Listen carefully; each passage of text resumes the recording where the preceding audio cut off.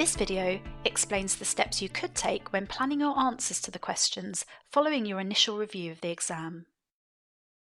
We'll focus on one question, as the steps we're going to explain apply to all of them. So, to start, whichever question you're doing, begin by reviewing the list of exhibits on the right-hand side of the screen to get a feel for the question context. Once you've done that, the next step is to open the requirements for the question. With the requirements open, now also open the word processor, which you can find under the response options. The reason for this is that you're going to copy the requirements into the word processor in order to begin your analysis and lay out the structure of your answer. Note that the various windows in the exam environment can be moved around and resized, and now is a good time to arrange your screen to make it easier to use. We'll put the requirements on the left and the word processor on the right. Obviously, you can lay the screen out in whichever way works best for you, but either way, it's important that you don't cover up the top or bottom toolbars. Note that if you close the word processor, the window is only minimized. You don't need to worry that you're losing any work. Now copy all the requirement text into the word processor. When you do copy the requirement across, watch out for the formatting and reformat the text if you need to. This may require you to separate out the sub-requirements to make them clearer for reading, and also sets out your answer structure. You can prepare your final answers underneath each sub-requirement, keeping in mind the need for appropriate subheadings to make your answer easier to read and mark. Next, we recommend you go on to analyse each requirement in detail. This is in order to identify the specific actions the examiner expects you to carry out in your response. You can start by adding emphasis to keywords by making them bold. We recommend you do this to the verbs and any calculation requirements, as well as the word "and".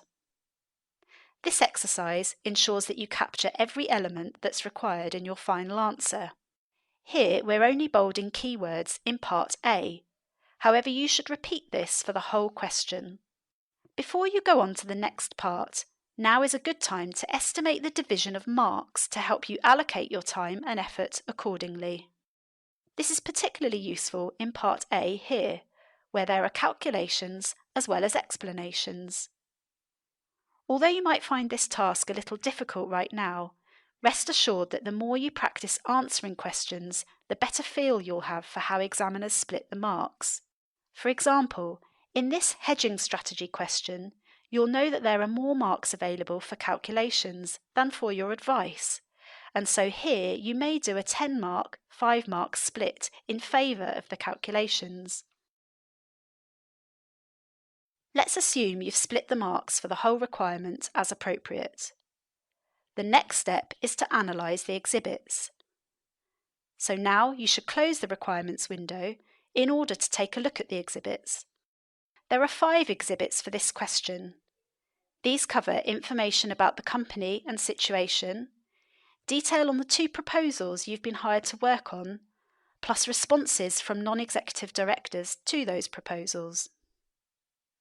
You should skim review each of these in turn to get an understanding of what's contained in them.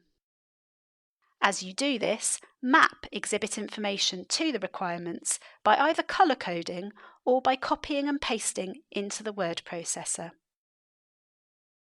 Here, you might highlight issues related to Part A in yellow, and then use a different colour, say green, to highlight issues related to Part B, and so on. Alternatively, copy relevant information from the exhibits into the word processor under the appropriate requirement heading. You may wish to add subheadings to help you build a plan for your answer, as you can see here. One of the advantages of a computer-based exam is that you can use the functional tools to help you analyse and answer questions effectively and efficiently.